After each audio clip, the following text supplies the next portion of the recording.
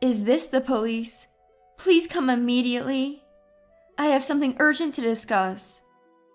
On my wedding day, I was in an accident. My much-anticipated marriage to my beloved Chase. I had been looking forward to this day for months. Thankfully, it wasn't a major accident, but I had to be hospitalized for examination, leading to the cancellation of our wedding. I was incredibly frustrated and found myself hating the other party involved in the accident. They insisted it was my fault and demanded money. While at the hospital for a report to the police, I reviewed the dashcam footage and heard a shocking conversation between Chase and my mother-in-law, Marissa. I couldn't believe it. I immediately reported it to the police. My name is Frederica. I'm 30 years old. I usually work in an office. I met Chase 3 years ago. He was a regular at a bar I went to with my friend Alicia from work. I'm usually shy and don't typically drink with strangers, but that day I was drunk after drinking for a long time. I don't remember clearly, but at some point I started talking to Chase, who was sitting next to me. We ended up drinking with Chase, Alicia, and the bartender David until the morning. By the time we left, I felt as if we had been friends forever. We exchanged contact information that day and started going out drinking together frequently. After work, I'd often go to the bar with Alicia, and before I knew it, I became a regular. We'd barbecue, go on trips, and it felt like I was back in my college days. Spending so much time together, I began to develop feelings for Chase. He might be a bit crude at times, but he always made us laugh with his sharp wit. Whenever we talked about going on a trip, he was the one to arrange hotels and transportation. I didn't take long to fall for Chase, who was both funny and dependable. At that time, I didn't know what Chase thought of me. I was afraid to express my feelings to Chase, worried it might ruin our friendship among the four of us, so I kept my feelings to myself, not even telling Alicia. Months passed as we continued our regular outings, and one day as we were all drinking, "We've decided to date," Alicia suddenly announced. Alicia was now in a relationship with David. I was shocked, as I hadn't noticed at all. Then she continued, "Frederica and Chase should date too. It's obvious you both have feelings for each other," she said. I never thought Chase liked me, so I was blushing and speechless when Alicia said, "Alicia always knows everything." Chase laughed and said, "I like you, Frederica. Will you go out with me?" As he reached out his hand to me, I nodded and held Chase's hand. I felt like I was in a dream and started to cry. "Wow, Frederica is crying!" exclaimed Alicia, and everyone laughed. We successfully started dating that day. Afterward, the four of us hung out less, and I spent more time with Chase. Every day with Chase was filled with happiness. We traveled to various places and created many memories. Around the time we were about to celebrate our 3rd anniversary, Alicia and David announced they were getting married, and I was as happy as if it were my own. We planned to celebrate by going out for drinks, but Chase said he had to work late and ended up not coming. I waited until late at night, but he never showed up. I started feeling that Chase was becoming distant and cold. "I waited for you yesterday. It was a celebration. You could have at least shown your face," I told him over the phone the next day. "It's work. Can't be helped. I've sent my congratulations," he replied coldly. I began to think about my future with Chase. Of course I loved him, and despite his coldness, he could still be the funny and reliable man I fell in love with. Maybe it was just a rough patch. However, I was turning 30 and thought that if we weren't going to marry, maybe it was better to break up than to continue a stagnant relationship. A few months later, Chase suddenly became kind again. Maybe it was just a rough patch after all, and I felt relieved. "It seems we might have been going through a rough patch recently. How about we go on a trip on the next long weekend?" I suggested. Chase seemed to think the same and was happy. Of course, it's getting cold, so let's go skiing. I replied, and we discussed where to go.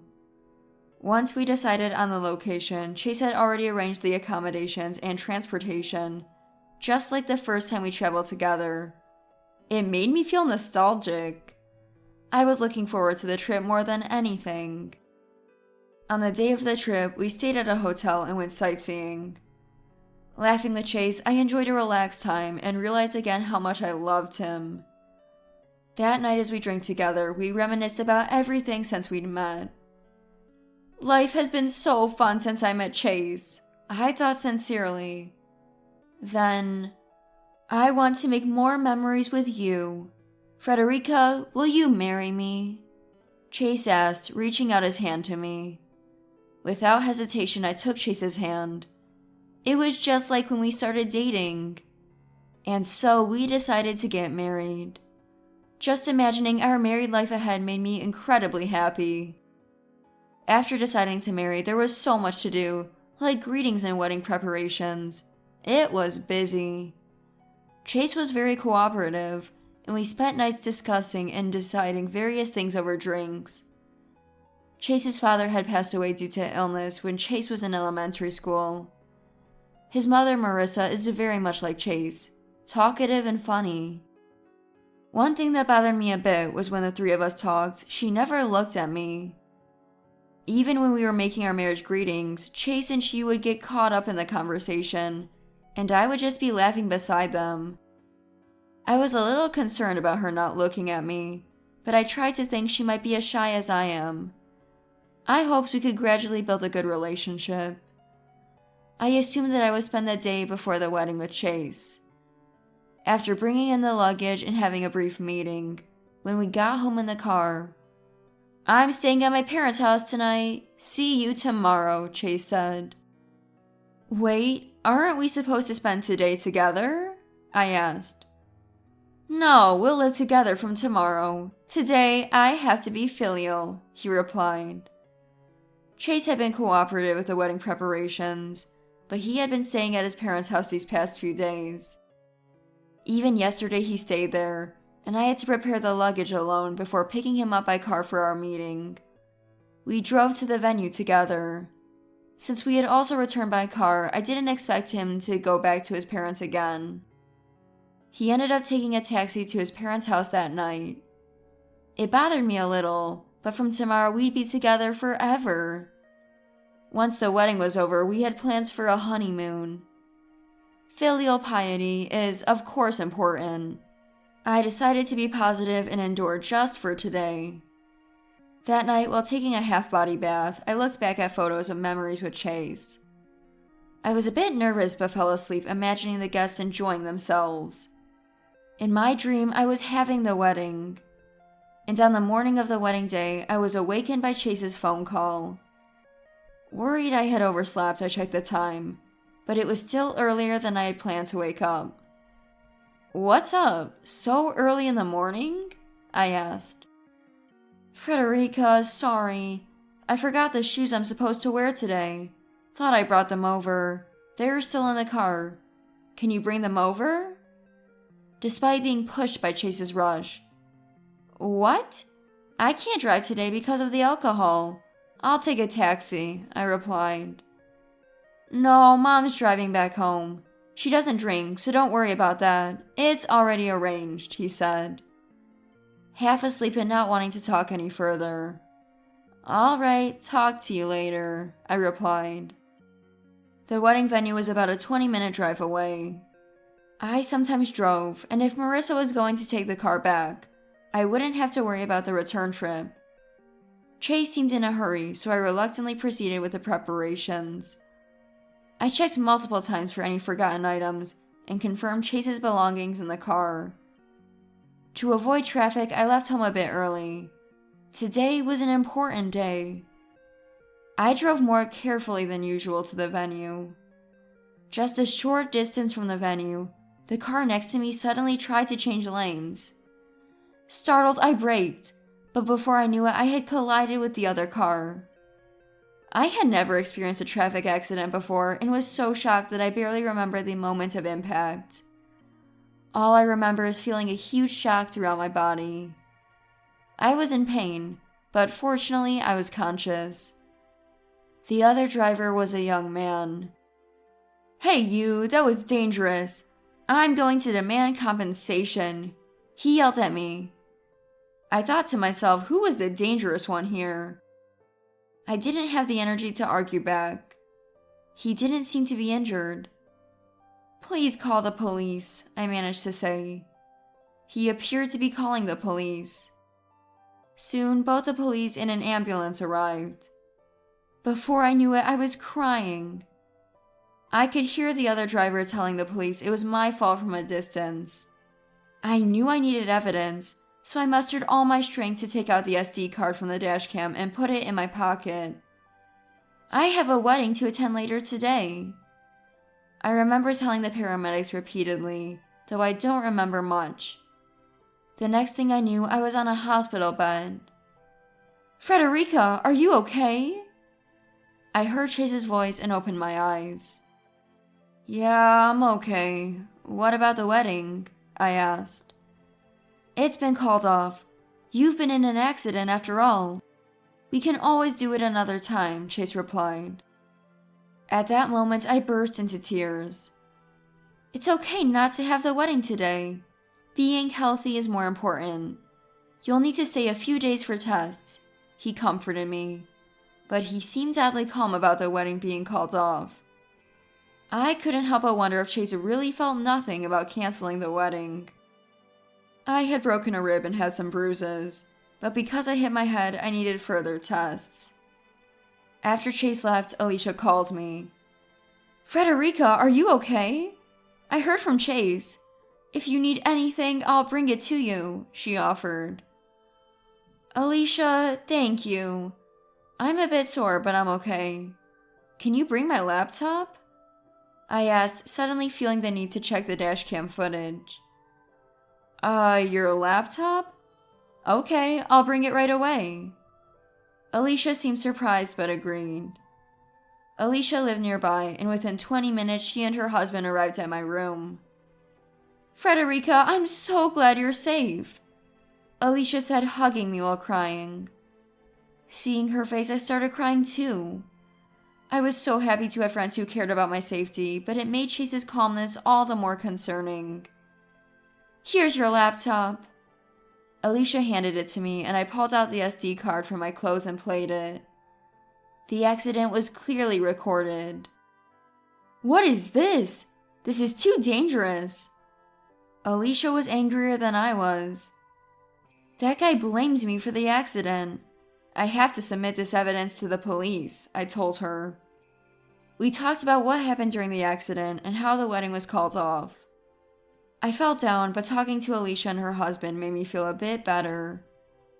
The video from the SD card continued to play in the background, and I didn't notice until an unbelievable conversation between Chase and Marissa started playing. It was from the day before the wedding. "This is where my junior is going to ram into us. I told him to really go for it, so it should be fine," Chase said. "Chase, you're clever. This means we're getting money, right?" Marissa replied. "Yeah, she's got plenty from her parents' inheritance." "Did you check how much?" Despite our cheerful chatting earlier, the mood in the room suddenly turned heavy. "No, I don't want to hear any more." Alicia panicked and stopped the video. Was that accident targeted at me? I was in a state of panic. I couldn't believe it. "Anyway, let's call the police," Alicia said, and I reported to the police. "Hey, is Chase the type of person to do something like this?" Alicia asked her husband David while waiting for the police. "No, we only met him as a bartender and customer. I don't know anything about his private life," David replied. Indeed, we had hung out a lot, but none of us really knew about Chase's upbringing or the life he had led. Even while dating, Chase was someone who rarely talked about himself. Minutes later, the police arrived, and I showed them the video. I explained the situation of the accident and expressed my desire for a thorough investigation. The police took the SD card with them. After the police left, Chase entered my hospital room. "Hey, Alicia's here too." "Frederica, that's good. I brought your things," Chase said nonchalantly. "Take your things and get out now. I don't want to see your face. I'm calling off the wedding. This is an engagement breakup," I cried out loudly to Chase. "What? Are you emotionally unstable because of the accident?" Chase looked confused. Quickly, "It seems like she's really shocked by the accident. She's been like this for a while. Can you leave for today and we'll talk later?" Alicia said. "All right, I'll leave for now and let's talk when things have settled," Chase said and left the room easily. I wanted to confront him more, to ask him why he had such a conversation with Marissa, and to hope he'd deny it. But the police had asked me not to say anything to Chase for now, as it might hinder the investigation. Overwhelmed by emotion, I ended up crying out loud. Alicia managed to cover for me. I explained the situation to the hospital, got my room changed, and made sure Chase would not be allowed to visit. Alicia, concerned about my mental state, came to visit for long hours every day. Though I was deeply shocked, her presence was comforting. On the morning of my discharge day, the police called. Chase, Marissa, and the man involved in the accident, Eric, had been arrested. I was flooded with a mix of emotions I couldn't quite understand and cried with Alicia, who came to pick me up. According to the police, Chase and Marissa were after the inheritance I received from my parents, who died in an accident 4 years ago. As I had no siblings, all of it had come to me. The shock had been so great that I couldn't recover for a year. It was Alicia who started taking me out to cheer me up. The inheritance was substantial, but I hadn't touched it at all. I had drunkenly mentioned it once while we were all drinking. Initially, while Chase might have been after the inheritance, he genuinely came to care for me and thought of marrying me. But as our relationship continued, his interest waned, and he wanted to break up. However, breaking up meant he could no longer access the inheritance. Chase had lived a flashy life in his youth, and Eric, who caused the accident, was one of his junior friends. In the past, Chase and Marissa had been caught for a similar scam involving an accident, but it had been dismissed due to insufficient evidence. They planned to enact the same scheme on our wedding day to get money from me. The plan was for me to be severely injured, the wedding never happening, leading to an eventual breakup, and then they would pressure me for the inheritance and compensation. Hearing that they also planned to fabricate evidence of infidelity to claim alimony in the case of engagement breakup was terrifying. The one mistake Chase made was forgetting to remove the SD card from the dashcam. The original plan was to have removed it. Hearing everything, I was relieved that we hadn't submitted the marriage registration. My injuries were minor, but given the severity of the crime, Chase wouldn't be leaving prison anytime soon. After discharge, I stayed with Alicia and her husband until I recovered. "Frederica, let's eat steak together today," Alicia said. I was so grateful for her. Normally, I wouldn't have been able to recover from such a shock, but with her help, I was enjoying my days. We visited my parents' grave together. I am grateful to them for giving me a strong body and wonderful friends. I prayed and thanked my parents. I haven't touched the inheritance yet. My injuries have significantly healed. Soon, I plan to start living alone near Alicia's house.